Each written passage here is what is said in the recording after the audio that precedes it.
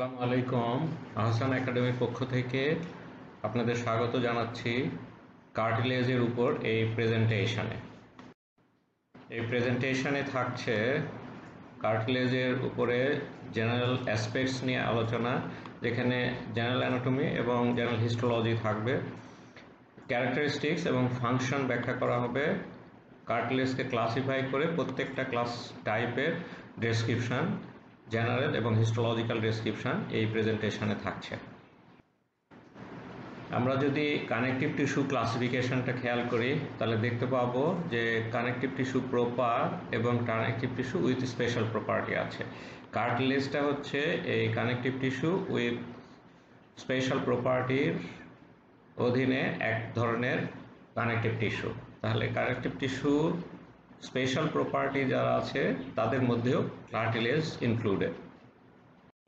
তাহলে আমরা বলতে পারি যে কার্টিলেজ হচ্ছে একটা special type of connective tissue, কারণ হচ্ছে এর মধ্যে কিছু বিশেষ বৈশিষ্ট্য আছে যা কানেকটিভ টিস্যু প্রপারে নাই।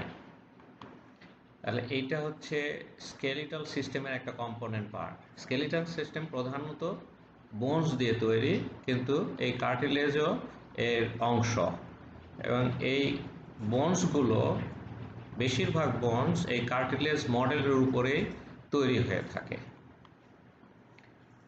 অ্যাডাল্ট যখন স্কেলিটন হয়ে যায় তখন কিছু কিছু জায়গায় এরা থেকেই যায়। বাচ্চা জন্মের পর আস্তে আস্তে অ্যাডাল্ট হয় এবং কার্টিলেজের পরিমাণ কমতে থাকে, কিন্তু কিছু কিছু জায়গায় যে দেখা যায় যে কার্টিলেজটা থেকে গেছে। যেমন দুটো বোন যেখানে জয়েন্ট তৈরি করছে, যে সারফেসটা ঘষা খায়, ঘর্ষণ হয়, সেইখানে এই আর্টিকুলার এন্ডটাকে কভার করে কার্টিলেজ। তারপরে কিছু কিছু জায়গায় যেমন একটু ডিফর্মিটি প্রয়োজন হয়, যেমন ধরেন কানটা ডিফর্ম করা যায় উইদাউট এনি ইনজুরি। থোরাসিক কেসটাও কিন্তু ফ্লেক্সিবিলিটি থাকে এই কার্টিলেজ থাকার জন্য। তাহলে আমরা এই কার্টিলেজকে কখন দেখতে পাই বেশিরভাগ? যেমন ধরুন একটা বাচ্চা জন্মের আগে যদি আমরা খেয়াল করি যে মাদার্স হোমে যদি 10 সপ্তাহের সময়ে দেখি তাহলে দেখবো যে বেশিরভাগ স্কেলেটনটাই কার্টিলেজ দিয়ে তৈরি। কিন্তু যদি আমরা অ্যাট বার্থ দেখি তাহলে তখন দেখবো যে বোনের প্রপোর্শন বেড়ে গেছে, তাও কার্টিলেজ অনেকখানি থাকে। আর অ্যাডাল্টে গেলে আমরা বিশেষ বিশেষ জায়গায় এই কার্টিলেজগুলো দেখতে পাই। যেমন হচ্ছে যে জায়গায় জয়েন্ট সারফেস আছে আর্টিকুলার কার্টিলেজ, রিবের সামনের এন্ডে কস্টাল কার্টিলেজ, রেসপিরেটরি ট্র্যাক্টে আমরা দেখি যে নাক থেকে শুরু করে আমরা এই পিছন দিকে ফ্যারিংস, ল্যারিংস ঘুরে একেবারে ব্রনকাস, প্রিন্সিপাল ব্রনকাস থেকে ছোট্ট ব্রনকাস পর্যন্ত এই সম্পূর্ণটার ওয়ালেই কার্টিলেজ থাকে। এই কানের এক্সটার্নাল এয়ার অংশটুকুতে কার্টিলেজ দিয়েই তৈরি করা থাকে। আমরা এবার বৈশিষ্ট্য আলোচনা করি। প্রথমে ফিজিক্যাল বৈশিষ্ট্যটা বলছি। এটা ট্রান্সলুসেন্ট হয়। তাহলে আপনি যদি টর্চের একটা আলো দেন কানের পিছনে, দেখবেন যে আলো চলে আসতেছে আংশিক। এটা ট্রান্সপারেন্ট নয়, ট্রান্সলুসেন্ট। ওপেকও নয়, বোনস কিন্তু ওপেক। তাহলে এটা কিছুটা ফার্ম এবং ফ্লেক্সিবল। এটা আপনি ফ্লেক্স করতে পারবেন উইদাউট এনি ইনজুরি। আপনি ছেড়ে দেন, আবার এটা অরিজিনাল পজিশনে চলে যাবে। এটা স্ট্রেস বহন করতে পারে। যেমন ধরেন আর্টিকুলার সারফেসটা যে কভার করা হয়েছে, আমরা যখন হাঁটি তখন দেখেন নি জয়েন্টের এই কার্টিলেজ চাপ পড়ে, কিন্তু সে এই চাপটা গ্রহণ করতে পারে উইদাউট এনি ইনজুরি। এই কিন্তু যদি একটু থিক হয় এবং এরা শক অ্যাবজর্বিং ইফেক্ট হয়, প্রেশারটাকে সে অ্যাবজর্ব করতে পারে। এটা খুব বেশি দেখা যায় ভার্টিব্রাল কলামে। এখানে ইন্ট্রাভার্টিব্রাল ডিস্কগুলো সব কার্টিলেজ। এই কার্টিলেজ কিন্তু আভাসকুলার, কোনো রক্তনালী নাই, এর মধ্যে লিমফেটিক্স নাই এবং নার্ভ সাপ্লাই নাই। এরা সাধারণত পেরিকন্ড্রিয়াম দিয়ে কভার করা থাকে। এই পেরিকন্ড্রিয়ামে ব্লাড সাপ্লাই আছে, সেখান থেকে ডিফিউশনের মাধ্যমে এই কার্টিলেজগুলো নিউট্রিশন পেয়ে থাকে। যদি খুব ঠিক হয় তাহলে দেখা যায় যে একটা ক্যানেল হয়ে একটা আর্টারি ঢুকে ওইখানে কানেকটিভ টিস্যু নিয়ে যায় ভিতরে, যে ওখানে ক্যাপিলারি হয় এবং এই এলাকা থেকে ডিফিউশনের মাধ্যমে ওই ঠিক এরিয়াতে নিউট্রিশন দেয়। এটাকে বলা হয় কার্টিলেজ ক্যানাল। কানেকটিভ টিস্যুর মতো এই কার্টিলেজও সেল এবং এক্সট্রাসেলুলার ম্যাট্রিক্স দিয়ে তৈরি। এখানে কিন্তু ফাইব্রোব্লাস্ট মেন সেল নয়, এখানে হচ্ছে কন্ড্রোব্লাস্ট এবং কন্ড্রোসাইটস থাকে। এই দুই ধরনের সেল পাওয়া যায়। এক্সট্রাসেলুলার ম্যাট্রিক্সে আমরা যেভাবে দেখেছিলাম কানেকটিভ টিস্যু, ফাইবার এবং গ্রাউন্ড সাবস্টেন্স একই অবস্থা, কিন্তু স্থান বিশেষে ফাইবারের কিছু পরিবর্তন হয়, গ্রাউন্ড সাবস্টেন্সের কন্টেন্টেরও কিছু, যেমন আমরা বলি যে অর্গানিক ম্যাটেরিয়ালসগুলো এখানে ডিফারেন্ট থাকে, আলাদা আলাদা থাকে। সেলগুলো সাধারণত এক্সট্রাসেলুলার ম্যাট্রিক্সের মধ্যে থাকলেও এরা একটা ঘরের মধ্যে থাকে, রুমে থাকে, এই স্পেসে থাকে, যেটার কম্পোজিশনটা এক্সট্রাসেলুলার ম্যাট্রিক্স থেকে আলাদা। এই ঘরের মধ্যে থাকা অবস্থাটাকে বলা হয় ল্যাকুনা। এই ঘরটাকে এক একটা ল্যাকুনা বলা হয়। তাহলে কন্ড্রোব্লাস্ট বলেন আর কন্ড্রোসাইট বলেন, এরা এই স্পেসের মধ্যে থাকে, মানে ল্যাকুনাতে থাকে। এইটা হচ্ছে কার্টিলেজের বিশেষত্ব পেলাম। আমরা এখন প্রতিটা কম্পোনেন্ট সম্পর্কে জানার চেষ্টা করি। কন্ড্রোব্লাস্ট আমরা যদি দেখি তাহলে কার্টিলেজের সারফেসের কাছাকাছি কন্ড্রোব্লাস্টের পরিমাণ বেশি থাকে, যেমন ধরেন এ দিয়ে মার্কিং করা হচ্ছে, অ্যারোহেড কিন্তু কন্ড্রোসাইটস। তাহলে একেবারে বাইরের দিকে পেরিকন্ড্রিয়াম, তারপরে এ লেখা যে জায়গাটাতে আছে সেটা হলো কন্ড্রোব্লাস্ট। তাহলে এইগুলো দেখেই বুঝতে পারছেন, এই যে একটু ডিপে দেখেন, এক একটা করে সেল আলাদা আলাদা, অনেকগুলো সেলের গ্রুপ নয়, প্রত্যেকটা সেলে এক একটা আলাদা ল্যাকুনাতে আছে। এবং এরা বাইরের দিকে যে সারফেসের ডিরেকশন হয় সেই ডিরেকশানেই থাকে লং অ্যাক্সিসটা। এটা ইলিপ্টিক্যাল শেপ অথবা আপনি স্পিন্ডল শেপ বলতে পারেন। সাইটোপ্লাজমগুলো বেজোফিলিক হয়। কন্ড্রোসাইট রিলেটিভলি সেন্ট্রাল পার্টে থাকে, দেখেন এখানে, এবং এরা একটা গ্রুপ তৈরি করে। এই এক একটা গ্রুপকে আমরা বলি আইসোজেনাস গ্রুপ। এই এই সাইটোপ্লাজমগুলো অ্যাসিডোফিলিক হয় এবং এই এক একটা আইসোজেনাস গ্রুপে একটা থেকে অনেকগুলো পর্যন্ত, মানে 8টা পর্যন্ত দেখতে পাই, 2টো 3টা এরকম বাড়তে বাড়তে 8টা পর্যন্ত আমরা দেখতে পারি। এই এক একটা গ্রুপকে আমরা আইসোজেনাস বলি। এরা একটা সিঙ্গেল ল্যাকুনার মধ্যে থাকে, দেখেন আলাদা আলাদা করে গ্রুপ করে আছে, এবং গ্রুপগুলো এক্সট্রাসেলুলার ম্যাট্রিক্স দিয়ে সেপারেট করা। তাহলে আমরা এই আইসোজেনাস গ্রুপ বলতে কি বুঝি? আইসো মানে সেম, জেনাস মানে অরিজিন। দেখেন এইটাকে আমি বাইরে নিয়ে যাচ্ছি, এরা অরিজিন নেয় একটা কন্ড্রোব্লাস্ট থেকে। সুতরাং একটা কন্ড্রোব্লাস্ট ল্যাকুনার মধ্যে থাকে, সুতরাং এই এক ল্যাকুনার মধ্যে এ যদি 2টা হয় তাহলে 2টোই থাকে, 4টা হয় 4টাই থাকে। তাহলে সেলগুলোর শেপ কেমন হয়? যে সারফেসটা কন্ট্যাক্টে থাকে সেগুলো ফ্ল্যাট, আর যে সারফেসটা পেরিফেরিতে থাকে সেটা রাউন্ডেড হয়। সুতরাং এই shape as per the number of সেলে হয়। যত সেল বাড়তে থাকে চাপতে চাপতে ততটা সাইড তৈরি হতে থাকে। তাহলে আমরা বুঝতে পারি যে আইসোজেনাস গ্রুপ কেন একে বলা হয়। এক্সট্রাসেলুলার ম্যাট্রিক্স দেখেন, এখানে আমরা হায়ালিন কার্টিলেজ নিয়ে ডিসকাস করছি। তাহলে ফাইবারস আছে এবং গ্রাউন্ড সাবস্টেন্স আছে। এই দেখেন আমরা এইটা দেখছি যে হায়ালিন কার্টিলেজের মধ্যে এর মধ্যে ফাইবার দেখা যাচ্ছে না। তাহলে ইলাস্টিক কার্টিলেজ হলে ফাইবার দেখা যায়, তার মানে ভ্যারি করে কোন ধরনের ফাইবার থাকবে তার উপরে এক্সট্রাসেলুলার ম্যাট্রিক্সটা মাইক্রোস্কোপের আন্ডারে কেমন লাগবে। এটা প্রধানত টাইপ 2 কোলাজেন ফাইবার পাওয়া যায়, কিন্তু ভ্যারিয়েশন আছে, আমি অন্য টাইপেও পাবো, তো বেশিরভাগই টাইপ 2, এবং কোনো কোনো কালেজেতে ইলাস্টিক আবার বেশি থাকে, আবার কোনোটাতে থাকে না, মিনিমাম থাকে, দেখাই যায় না। তাহলে এই ভেরিয়েশনটুকু ফাইবারের হয়ে থাকে। আমরা তাহলে স্পেসিফিক, যেমন হায়ালিনের সাথে ডিসকাস করব, ইলাস্টিকের সাথে আলাদা আলাদাভাবে ফাইবার এক্সট্রাসেলুলার ম্যাট্রিক্সের কি অবস্থা জানতে চেষ্টা করব। কমন জিনিস হচ্ছে এটা হাইড্রেটেড, মানে ওয়াটারটা অ্যাবজর্ব করে নিয়ে এটা জেল তৈরি করে প্রোটিওগ্লাইকেন্স, এবং গ্লাইকোপ্রোটিনসগুলো কোলাজেন বা এই ইলাস্টিক ফাইবারগুলোকে জোড়া লাগায় স্ট্রং স্ট্রাকচার বানায়। তাহলে আমরা দেখছি প্রোটিওগ্লাইকেন্সগুলো এই এই থাকার কারণে এই যে হাইড্রেটেড জেলটা হলো, এর ফলে এই মেইন স্টেনটা নেয় এবং এটার কালার হচ্ছে বেজোফিলিক হয়। আর যে কোলাজেন ফাইবার এবং প্রোটিওগ্লাইকেন্স লিঙ্কিং হয়ে, কোলাজেনও কিন্তু পিঙ্ক কালার, এবং এর প্রোটিওগ্লাইকেন্স লিঙ্কিং হয়ে প্রোটিওগ্লাইকেন্স থাকার জন্য এবং গ্লাইকোপ্রোটিন থাকার জন্য এরা কিন্তু বেজোফিলিক স্ট্যান্ড নিয়ে নিয়েছে। কিন্তু এই যে ফিজিক্যাল প্রপার্টি আমরা বলেছি যে ফ্লেক্সিবিলিটি, শক অ্যাবজর্বিং, এই শক অ্যাবজর্বকে বায়োকেমিক্যাল স্প্রিং বলা হয়, এই ক্যারেক্টারিস্টিক্স আসে হচ্ছে এই কোলাজেন এবং প্রোটিওগ্লাইকেন্স মিলে। এখন কার্টিলেজ হতে পারে 3 ধরনের, হায়ালিন, ইলাস্টিক এবং ফাইব্রো কার্টিলেজ। প্রত্যেকটা সম্পর্কে আমরা জেনারেল হিস্টোলজি এবং জেনারেল ক্যারেক্টারিস্টিক্সটা বুঝতে চেষ্টা করব। আমরা প্রথমে হায়ালিন বুঝি। এটা সবচেয়ে কমন টাইপ কার্টিলেজ, বডিতে বেশি পরিমাণে পাওয়া যায়। এটা ব্লুইশ হোয়াইট এবং ট্রান্সলুসেন্ট কার্টিলেজ হয়, এবং মাইক্রোস্কোপে যদি দেখি স্বাভাবিক সেল আছে, এক্সট্রাসেলুলার ম্যাট্রিক্স আছে। সেলগুলো 2 ধরনের, কন্ড্রোব্লাস্ট এবং কন্ড্রোসাইট। ন্যাচারালি কন্ড্রোব্লাস্টগুলো পেরিফেরিতে থাকে, সিঙ্গেল ল্যাকুনাতে থাকে। একই অবস্থা সেন্ট্রাল পার্টে কন্ড্রোসাইটস থাকবে। কন্ড্রোসাইটসগুলো গ্রুপে থাকে, এক একটাকে আইসোজেনাস গ্রুপ বলা হয়। বিশেষত্ব হচ্ছে এক্সট্রাসেলুলার ম্যাট্রিক্স, এটা হোমোজেনিয়াস এবং লাইট বেজোফিলিক। এখানে কোনো ফাইবার দেখা যায় না, ফাইবার থাকে কিন্তু দেখতে পাওয়া যায় না। তাহলে হায়ালিন কার্টিলেজের এক্সট্রাসেলুলার ম্যাট্রিক্সটা হোমোজেনিয়াস হবে এবং লাইট বেজোফিলিক হবে। আপনি খেয়াল করে দেখেন আইসোজেনাস গ্রুপগুলো এখানে বেশ বড় বড়, 4, 5, 6, 7, 8টা সেল মিলে এক একটা আইসোজেনাস গ্রুপ তৈরি করেছে, কন্ড্রোসাইটস। তাহলে hyaline cartilage extracellular matrix is very important.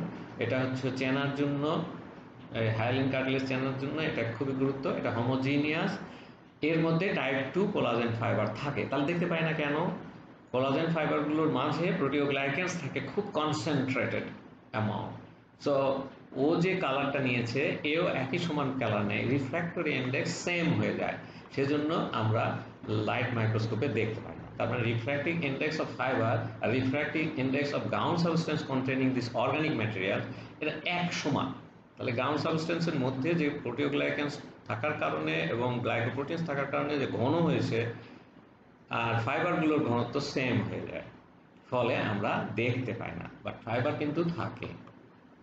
এই যে এটা দেখা যাচ্ছে যে যেই জায়গাটাতে সেল আছে, এই যে ল্যাকুনাগুলো, এই যে তার কাছে কাছে কনসেন্ট্রেশন গ্রাউন্ড সাবস্টেন্সের বেশি থাকে, প্রোটিওগ্লাইকেন্স আর গ্লাইকোপ্রোটিনস বেশি থাকে, ফলে এই জায়গাগুলো ঘন বেশি হয়, ডার্ক স্টেন নেয়। এটাকে বলা হয় টেরিটোরিয়াল ম্যাট্রিক্স অথবা ক্যাপসুলার ম্যাট্রিক্স। তাহলে একটু ভিতরের দিকে গেলে এটা হোমোজিনিয়াস হয়ে গেছে এবং লাইট কালার হয়ে গেছে, এইটাকে বলা হয় ইন্টার টেরিটোরিয়াল ম্যাট্রিক্স। তাহলে ল্যাকুনা আছে, ল্যাকুনার মধ্যে সেল আছে, ল্যাকুনাগুলো হচ্ছে একটু বড়, মানে বেশি সংখ্যায় সেল থাকে। তাহলে ল্যাকুনার কাছাকাছি ম্যাট্রিক্সটা ডার্ক কালার এবং rest of the area light colour, এবং এই inter territorial matrix light basophilic হয়। ইলাস্টিক কার্টিলেজ আমরা দুটো কম্পেয়ার করার জন্য পাশাপাশি রেখেছি, বাম দিকের নিচেরটা ইলাস্টিক কার্টিলেজ এবং উপরেরটা ইলাস্টিক কার্টিলেজ। তাহলে ইলাস্টিক কার্টিলেজ ইয়েলো কালারের মতো হয় হালকা, এবং মাইক্রোস্কোপে ন্যাচারালি দুই টাইপেরই থাকে, একটা সেল আর এক্সট্রাসেলুলার ম্যাট্রিক্স। সেল তাহলে আপনার কন্ড্রোব্লাস্ট, কন্ড্রোসাইটস, এবং সেলগুলো ল্যাকুনার মধ্যে আছে। তফাৎটা কোথায়? পেরিফেরিতে কন্ড্রোব্লাস্ট আছে, সিঙ্গেল সেল ল্যাকুনাতে আছে। সেন্ট্রাল পার্টে ল্যাকুনার মধ্যে আমরা কন্ড্রোসাইটস পাই। এই কন্ড্রোসাইটসের আইসোজেনাস গ্রুপগুলো ছোট হয়, কম সেল থাকে, একটা সেল, দুটো সেল, সর্বোচ্চ 3টা সেল এরকম দেখা যায়। এই সেলুলার অ্যারেঞ্জমেন্টে তাহলে একটা আমরা ভেরিয়েশন পেলাম যে তাদের আইসোজেনাস গ্রুপ অফ কন্ড্রোসাইটস ছোট হয়, কম সেল থাকে। এক্সট্রাসেলুলার ম্যাট্রিক্সটা বেজোফিলিক হবে, কিন্তু এখানে অনেক ইলাস্টিক ফাইবার দেখা যায়। তাহলে ফাইন নেটওয়ার্ক অফ ফাইবার্স দেখা যাবে। তাহলে আপনি যতই পাওয়ার দিবেন এর নেটওয়ার্ক অফ ফাইবারসগুলো ক্লিন দেখা যায়। তাহলে এইটা হচ্ছে আমাদের তফাৎ করার জন্য বিশেষ গুরুত্বপূর্ণ। তাহলে সেলুলার তফাৎ করতে গেলে আইসোজেনাস গ্রুপগুলো ছোট হয়, কম সেল নিয়ে হয়, আর extracellular matrix main difference. Hyaline cartilage homogeneous, কিন্তু এইখানে ফাইন নেটওয়ার্কস অফ ফাইবারসে ভরা। এবার আমরা ফাইব্রো কার্টিলেজ দেখেন, আরেকটা কার্টিলেজ ডান দিকে লাগিয়ে দিলাম, ফাইব্রো কার্টিলেজ। এটাকে দেখতে কিন্তু অনেকটা ডেন্স কানেকটিভ টিস্যুর মতো হয়। এরা কার্টিলেজের সাথে মিল কম থাকে, কারণ সেলগুলো আইসোজেনাস গ্রুপে না, কিন্তু সেলগুলো কন্ড্রোব্লাস্ট অ্যান্ড কন্ড্রোসাইটস। তাহলে সেল আমরা ল্যাকুনার বাহিরে পাচ্ছি, কেন কোনো ল্যাকুনা নাই। এদেরকে একটা হয় যে এরা এক লাইনে থাকে, অনেক সময় আবার স্ক্যাটারও থাকে, তবে কিছুটা লাইনের মধ্যে নিয়ে আসা যায়। অন্যগুলো যেমন কার্টিলেজের কিন্তু খুবই স্ক্যাটার, ইলাস্টিক আর ফাইব্রোগুলো স্ক্যাটার থাকে। এক্সট্রাসেলুলার ম্যাট্রিক্স কিন্তু কোলাজেন টাইপ 1 থাকার কারণে পিঙ্ক কালার হয়ে গেছে। এখানে ডেন্স কানেকটিভ টিস্যুর কাছাকাছি হওয়াতে এটা পিঙ্ক কালার হয়ে যায় কনসেন্ট্রেশনে। টাইপ 1 ফাইবার্স পরিষ্কার দেখতে পাওয়া যায়, irregular wavy bundle, parallel bundles দেখা যায়। তাহলে লাইট মাইক্রোস্কোপে আমরা কোলাজেন ফাইবারগুলো দেখতে পাবো। তাহলে কোলাজেন ফাইবারগুলো দেখেন রেগুলারলি থাকতে পারে অথবা ইররেগুলার। যেমন ধরেন এই যে ফাইবার কার্ট্রিজ যেটা লেবেল করা আছে নিচে, সেটা হচ্ছে ইররেগুলার ফাইবারগুলো, আর ডান সাইডেরটা দেখেন কোলাজেন ফাইবারগুলো ইন বান্ডেলস। এই কার্টিলেজগুলো পেরিকন্ড্রিয়াম দিয়ে কভার করা থাকে না। আমরা তিনটা টাইপের হিস্টোলজিক্যাল স্ট্রাকচার ভালো করে বুঝবার চেষ্টা করেছি। এখন এদের কোথায় কোনটা পাবো, তাহলে একটু ক্লাসিফাই করে বলি। হায়ালিন কার্টিলেজটা কোথায় পাবো? আপনি যদি দেখেন এই পুরো বডিতে 3 কালার ইউজ করে কার্টিলেজের অবস্থানটা বোঝানো হয়েছে। তাহলে আমরা আর্টিকুলার কার্টিলেজ কোন জায়গায় পাবো? যে বোনের যে সারফেসটা জয়েন্ট তৈরি করে ফ্রিকশন করছে, সেই সারফেস কভার করা থাকে আর্টিকুলার কার্টিলেজ দিয়ে। তাহলে এগুলোকে বলা হয় আর্টিকুলার কার্টিলেজ। কস্টাল কার্টিলেজ, রিবের সামনের যে কার্টিলেজটা থাকে তাকে বলা হয় কস্টাল কার্টিলেজ। একটা বাচ্চাদের বন্স লম্বায় বাড়ে, এই বাচ্চাদের বন্সে আমরা কিন্তু ডিসকাস করেছি যে পার্ট থাকে, এপিফাইসিস, মেটাফাইসিস, এই দুইয়ের মাঝখানে একটা কার্টিলেজ থাকে, এটাকে বলা হয় এপিফাইসিয়াল কার্টিলেজ। রেসপিরেটরি ট্র্যাক্ট, নাক থেকে শুরু করে লাঙের ভিতরে বনকাসগুলো যে আছে ছোট ছোট, এ সবগুলোর ওয়ালে কার্টিলেজ পাওয়া যায়। এবার আমরা ইলাস্টিকে যাই।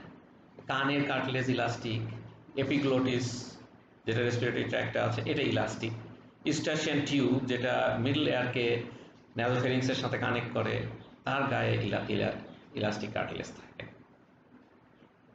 আমরা ফাইব্রো কার্টিলেজ খুবই বেশি দেখতে পাই, ঠিক দেখতে পাই ইন্টারভার্টিব্রাল ডিস্কে।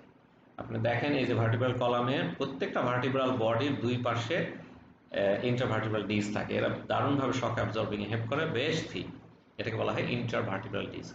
আপনি যদি হিপ বোন দেখেন, তার সামনে লাল করে দেখানো আছে এই ফাইব্রো কার্টিলেজ, এটা সিম্ফাইসিস পিউবিস। এবার আমরা কার্টিলেজের ফাংশন বুঝতে চেষ্টা করি। এটা তাহলে বোনস আমাদের ফ্রেমওয়ার্ক তৈরি করে, কার্টিলেজও তার সাথে অংশগ্রহণ করে ফ্রেমওয়ার্কটা কমপ্লিট করে। যে জায়গাটাতে একটু ফ্লেক্সিবিলিটি লাগে সেই ফ্রেমওয়ার্কটা কার্টিলেজ অংশগ্রহণ করে। আর্টিকুলার কার্টিলেজ, জয়েন্ট সারফেসগুলো আর্টিকুলার কার্টিলেজ কভার করে। তাহলে এর কাজ কি হবে? এটা দেখেন স্মুথ করছে এবং ফ্রিকশনলেস মুভমেন্ট করতে দিচ্ছে। শক অ্যাবজর্বিং ইফেক্ট হয়, যত কার্টিলেজ মোটা হয় শক অ্যাবজর্বিং ইফেক্ট তত বেড়ে যায়। যেমন ইন্টারভার্টিব্রাল ডিস্কের ম্যাক্সিমাম শক অ্যাবজর্বিং ইফেক্ট আছে। নি জয়েন্টের ভিতর আমরা মিনিস্কিয়াল পাই, ওটারও কিন্তু শক অ্যাবজর্বিং ইফেক্ট আর্টিকুলার কার্টিলেজের থেকে বেশি। এটার মধ্যে বোনস ডেভেলপ করে। আমরা দুই ধরনের অসিফিকেশন পাই। একটা হচ্ছে ইন্ট্রামেমব্রেনাস, ডেন্স কানেকটিভ টিস্যুর মধ্যে সরাসরি বোন তৈরি হয়, আর বেশিরভাগ বোন হয় ইন্ট্রাকার্টিলেজেনাস অথবা এন্ডোকন্ড্রাল বোন ফর্মেশন বলে। এরা কার্টিলেজ দিয়ে একটা মডেল তৈরি হয়, তারপরে সেটা বোনে কনভার্ট হয়। এপিফাইসিয়াল প্লেট যে থাকে, এপিফাইসিস এবং মেটাফাইসিসের মাঝখানে, এটা কিন্তু লং বোনের লেন্থে বড় হতে সাহায্য করে, দৈর্ঘ্যের দিকে লম্বা হতে সাহায্য করে। এখানে আমি একটা প্রশ্ন দিতে চেয়েছি। কোশ্চেনটা কি? তিনটা আইডেন্টিফাই করবেন, নিজে নিজে করার চেষ্টা করেন। 1 নম্বর দিয়েছে এটা কোন টাইপের কার্টিলেজ। যারা এটাকে হায়ালিন বলেছেন তারা সঠিক। তাহলে এখানে কিছু লেবেল করতে চাচ্ছি। এই জায়গাটা কালো অ্যারোটা কি? আমি একটু সময় দিলাম। এটা হচ্ছে পেরিকন্ড্রিয়াম।